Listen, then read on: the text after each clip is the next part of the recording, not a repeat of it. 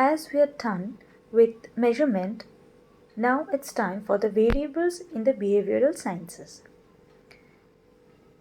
To study variable, let us first discuss what is a behavioral science and what does a behavioral scientist do.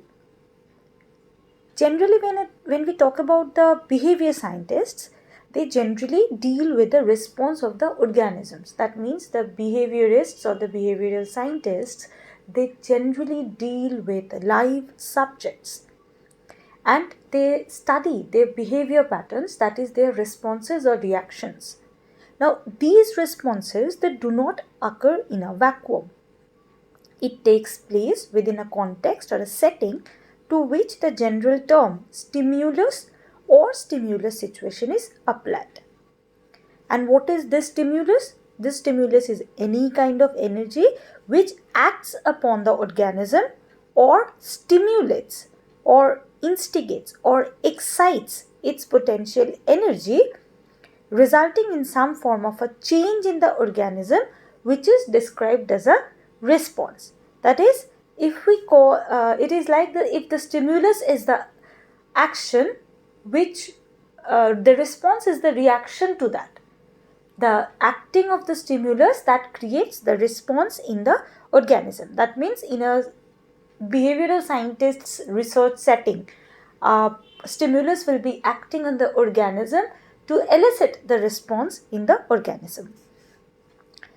But just like the behavior, which may consist of a total act or a complex pattern of responses, the stimulus too may not be treated to consist only of the physical forces of heat, light, or sound, and the various types of chemicals or mechanical processes in the environment that affect the organism.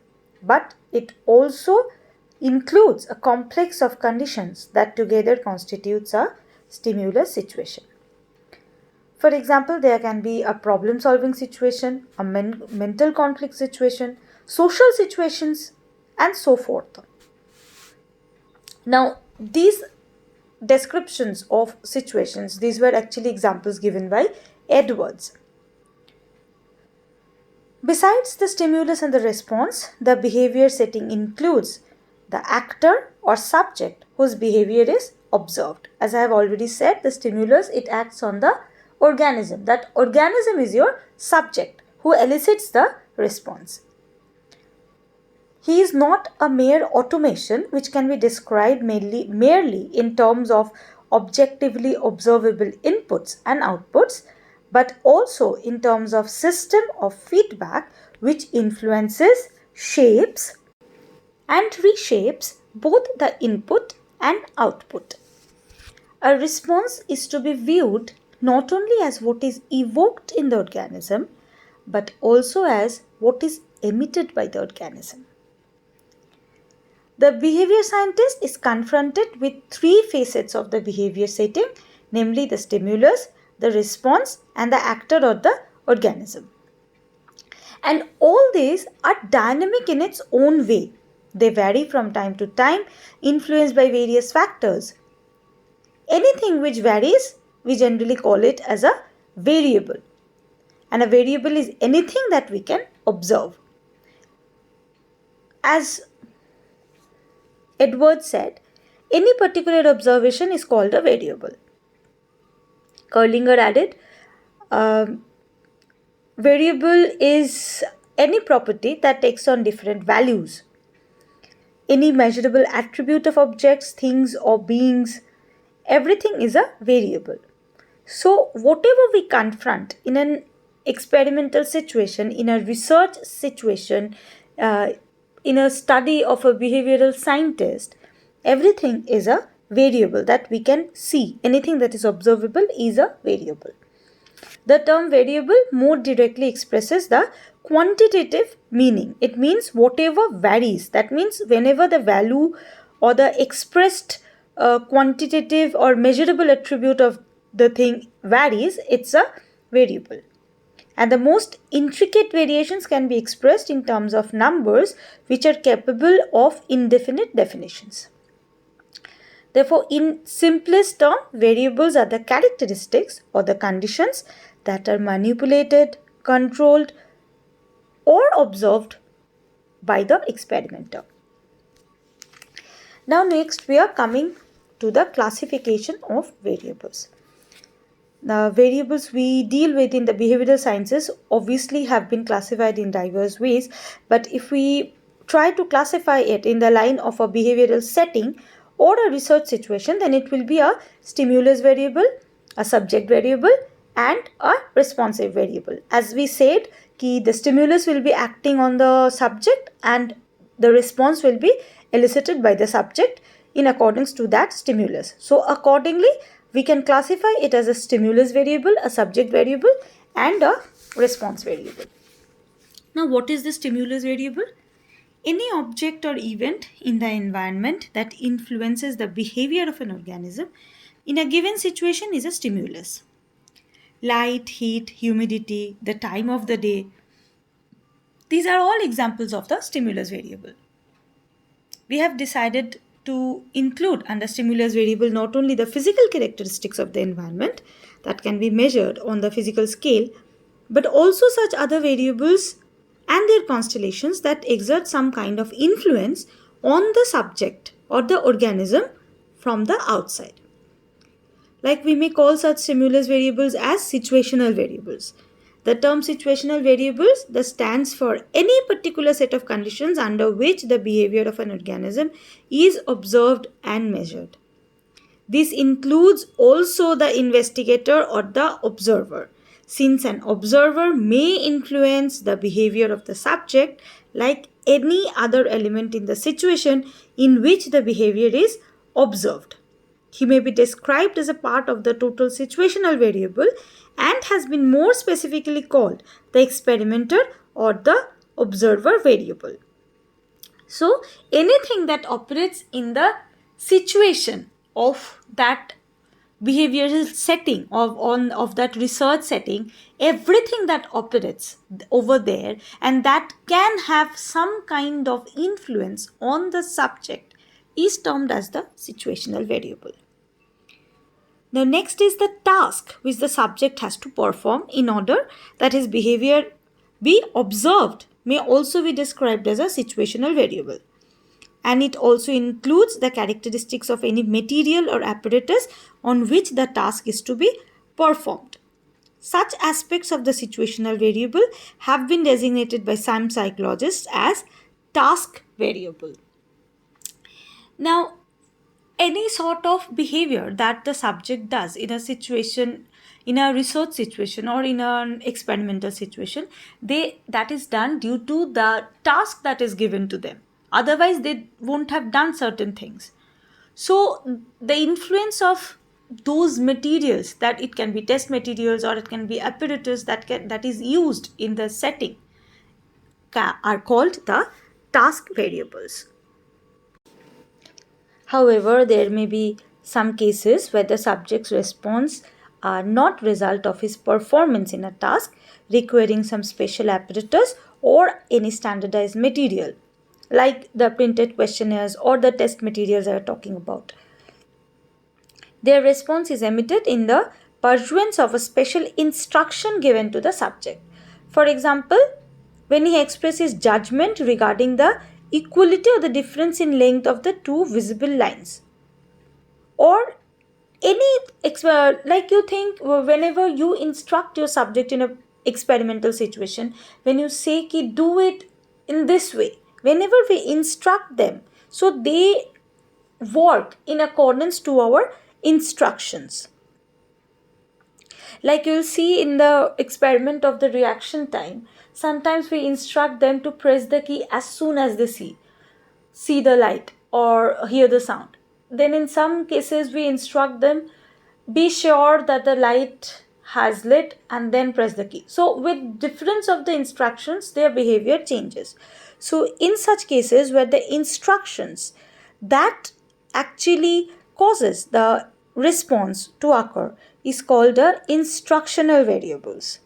Here the subject is responding under the influence of a specific instruction in that situation only. So it is called an instruction variable. So all these variables that we have talked about, like the stimulus variable, is all under that environmental variable, situational variable, the task variable, and the instructional variable. These are actually various types of the stimulus variable. Now next is the subject variable. The subject variable is a property of the actor or the organism whose behavior is to be observed. That means on whom the stimulus is acting. He is our subject and he is our subject variable. He or she. It has also been described as the organismic variable. It generally consists of some special characteristics which the subject brings with himself while he is being observed. These are some more or less permanent attributes, like it can be the age, sex, religion, ethnicity, political affiliation, the socio-economic strata, etc., etc. Some of the characteristics that the subject brings with him. That is the characteristics, some of things that he has, which consists of bit of information that can be directly obtained from the subject or any other person or from some document. Now, there are also some other characteristics that are very similar in nature. That means they are brought to the situation by the subject, but that are not observed. That means that cannot be directly observed, that cannot be directly inferred from them. They can only that can be directly observed from them, but they can only be inferred from the subject responses in a standard stimulus situation. These are called the response inferred organismic variables. An attitude can be an example of this. Like I wish to know someone's attitude about adoption. So this is something he or she is scanning with himself or herself when that person is arriving at our experimental situation, but that cannot be observed directly, or we don't have any direct documents to see this, but we can only know this if we have a proper interview, or we do a proper talking with them, or we discuss over it, or we do certain things, or we line up the interview schedule in such a way that this type of attitudes come up from his answers. So this is a subject inferred variable, response inferred variable. Now we have actually subclassified and the subject variable into two more variations. One is the organismic variables, and the other is the response inferred variables. Now these two types of variables, as has been discussed, similar type of variables have been discussed by Karlinger, but he has named it as active variable and attribute variable. The active variables are those which can be manipulated by the investigator. In other words, the subject does not bring them with himself at the time his behavior is observed. The investigator confronts the subject with a situation that produces certain variations in his behavior that are purely incidental to the situation. For example, the subject's motivation, his momentary state of anxiety, frustration, anything that is resultant of that situation when the subject is placed in the experimental situation.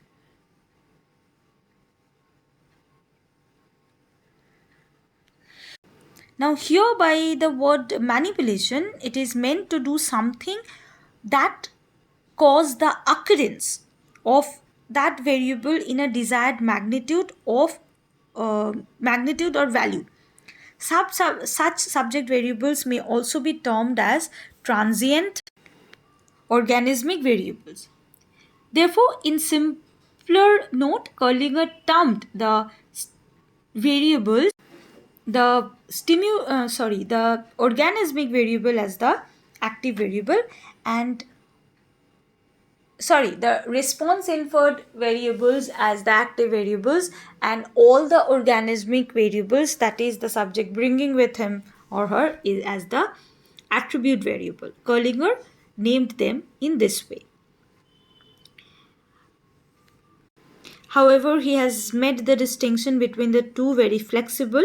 The same variable might be treated as an attribute variable in one situation and can be seen as an active variable in some other situations, like in case of an anxiety. For example, in anxiety, here in some case an anxiety sometimes can be an effect of the instruction or the situations that has been manipulated on the subjects, or that has been produced to the subject. Or sometimes the anxiety, it can be the level of anxiety, the treat anxiety, the general nature of the person to be anxious, that can come in the situation or act as an active variable. That can act as an attribute variable. Now we are moving on to the response variable. The response variable is the behavior of the subject that is observed and measured. This constitutes the data for the behavioral scientist. That means whenever we collect the data on the subjects, the values that we are getting according to the behavior that the subject has made, the subject has made, whatever the behavior, the response they have showed is the response variable for the behavioral scientists. All that the behavioral scientist does is to observe, record, and measure the subject's responses with maximum accuracy within a natural setting or a setting artificially put up for the investigation. Now, next we'll be talking about the most popular terms that we generally talk about are the independent and the dependent variables. Now, we are generally acquainted with IV, DV in a way. We use the words in such a way in the experimental research. An independent variable or IV is something that is manipulated, measured, or selected by the experimenter to produce observable changes in the behavioral measure. The variables on which these changes are apparent are the dependent variable. That means the value of the dv that is dependent on the nature of the independent variable. Depending on the independent variable, the investigator makes the prediction about the dependent variable. Underwood designated independent variable as a stimulus variable and dependent variable as the response variable. A DV must be sensitive and reliable, that is, it must be responsive to the effects of IV and should show changes under the varying IV. Why I am saying the word sensitive and reliable? Because being sensitive means it gets affected by the way the IV influences them.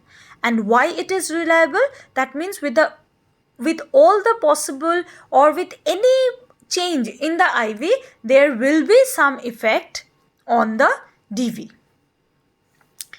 Now, while selecting the independent and dependent variables, floor and ceiling effect should be avoided by doing a pilot study. What is this floor and ceiling effect? The floor effect is said to occur when the test items are too tough and majority of the subject, they score very poorly. That is at the bottom level of the test. That means most of the 90% of the person, they cannot go through the higher or the more complex items because the test itself is so high, though mostly people score poorly. Therefore, they all are at the bottom or the lower level of the test. So that is the floor effect. And for the ceiling effect is obviously its opposite. That is when the test is so easy, the items are so easy that maximum of the respondent, they could score high or on the higher end. Now, independent variable can again be classified into type E and type S depending on the method of manipulation. According to D'Amato, type E independent variable is directly manipulated by the experimenter, while type S independent variable is manipulated through the process of selection. Then what can be directly manipulated for the selection? For example, if I want to control the temperature, I can lower it by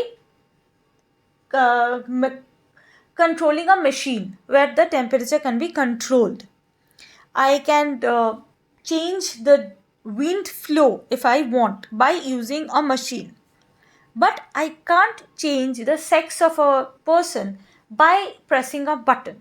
So, the sex of the subject or the age of the subjects, these are the type S independent variables that are manipulated through the process of selection. That means we select the person who is suitable for that group. But for the other things that can be manipulated directly by using some machines or by using some techniques are called the type E variables. Now we are moving on to the qualitative and quantitative variable. Now qualitative variable are those which can be categorized and not expressed in magnitude. Such organismic variables as sex, race, religious affiliation, and like these kinds of variables, they are the qualitative variables because they cannot be expressed or categorized in magnitudes. Like how will you categorize the Hinduism scale? It can't be a person is 20% Hindu, 80% Hindu. No, it's totally a clan. This is a qualitative variable. Now, which are the variables that can come under the quantitative variables? Now, the quantitative variables, they implies a continuum. That is a closely graded series on a step, merging imperceptibly into a next, the whole forming a straight line, signifying changes in a single direction. Like the scale of centimeter. It can be kg. So when we are talking about length, it is on the same line that somebody is 5 feet, somebody is 5 feet 1, somebody is 5 feet 3. So it can be arranged on a graded line. So a quantitative variable is expressed in terms of the values or magnitudes. Numerical presentation is possible in quantitative variables but is not possible for the qualitative variables. Next is the continuous and discrete variables. Now when we are talking about the quantification of variable, it can again be of two types. A continuous variable that can be expressed in the exact value of units or degrees. For example, height, weight, they can be expressed in smallest degree of fineness. That means 50.3 kgs, 165 centimeter, or when we are weighing like the gold, we can say 15.03 grams. So these can be expressed in their finest or the smallest degree of fineness. On contrary, discrete variables can be measured in continuous scale of degrees. There are clear gaps between the exact values of these variables. For example, we can take the example of the number of the family members. Now, there can be infants in your family, there can be old people in your family, but we can't measure them as half or one third or any smallest unit. We consider them as a whole. That means there can be infants in our family or any other, they are not adults or like that, but we take them as whole. We obviously don't say we have 5.5 family members. No, we can say we have 5 adults and 1 infant. We have 2 adults, 2 old persons in our home and 1 infant or 1 teen, like this. So these are not so here there are actually clear gaps between these measurement of the variables. Now next are the moderator or the intervening variables. Now the moderator variables are a class of independent variable which are selected by the experimenter because it can moderate the relationship between the main independent variable of the study and dependent variable.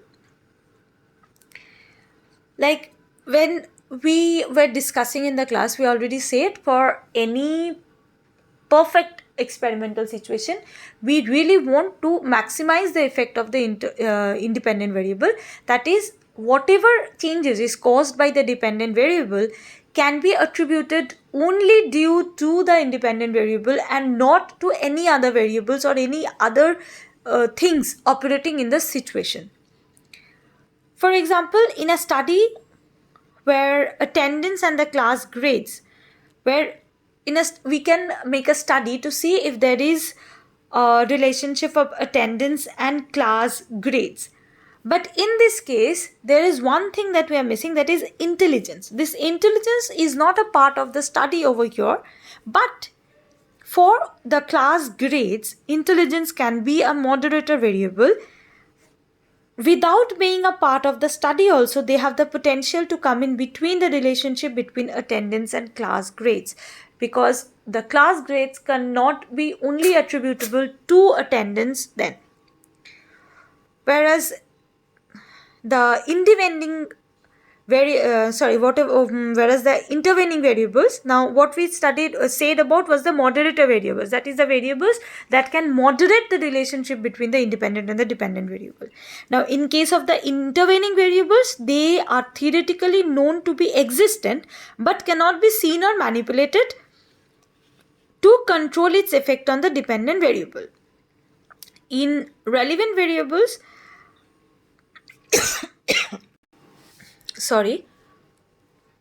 the relevant variables, they generally act on the independent variables, which then actually acts on the dependent variable to produce the desired outcome. For example, last time we talked about that anxiety can both be taken as a stimulus and a response variable. Now think of a situation where anxiety is the stimulus variable. That means we are actually manipulating the level of the anxiety of the subject so that can have an effect on the response of the subject. Now here, the trait anxiety of the subject can be an intervening variable. Like we know there is trait anxiety is the way a person or a tendency of a person to be anxious over things, that's there in the trait. So the person high on trait anxiety, and we are controlling or we are manipulating their level of anxiety, that is increasing or decreasing.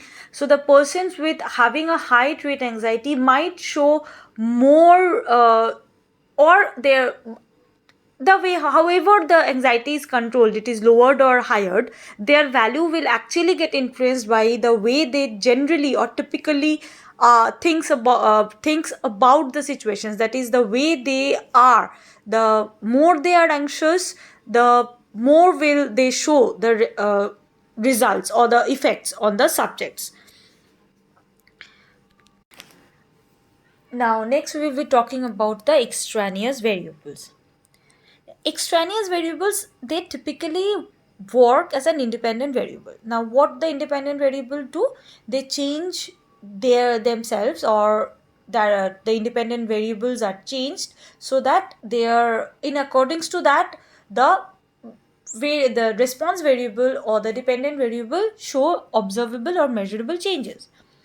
Now in the same way, the independent variables that are not related to the purpose of the study, that means any such variables who have the potentiality to affect the dependent variable and to show or to change the value of the dependent variable in the same way as independent variable, are termed as the extraneous variables. Suppose that the researcher wants to test the hypothesis that there is a relationship between children's game in social studies, achievements, and their self-concept. Now, in this case, the self-concept is the independent variable and the social studies achievement is the dependent variable. Now, in this case, though intelligence is not a part of this, but still the social studies achievement that can be affected by the level of intelligence of the child. But since for this study or the purpose of the study, this has not taken intelligence was not taken by the researcher as a variable or an IV, it can be termed as an extraneous variable. Now, generally, whatever effect is noticed on the dependent variable as a result of this extraneous variable is technically described as an experimental error, because we do not want to see any effect of any other variables other than the independent variable that we have selected. Therefore, we have to control the effect of the extraneous variable to be there in the experimental situation. A study must always be so designed that the effect upon the dependent variable is attributed entirely to the independent variable and not to any other extraneous variables. So these are the various types of variables that generally we get to see in the experimental or in the behavioral scientist experimental situations. Now we are left with the controlling techniques of the extraneous variables, the relevant variables as well. However, with this we have ended the types of the variables. Till this, if you have any doubts, you can obviously reach out to me and we will be discussing it at our doubt clearing classes. Thank you, class.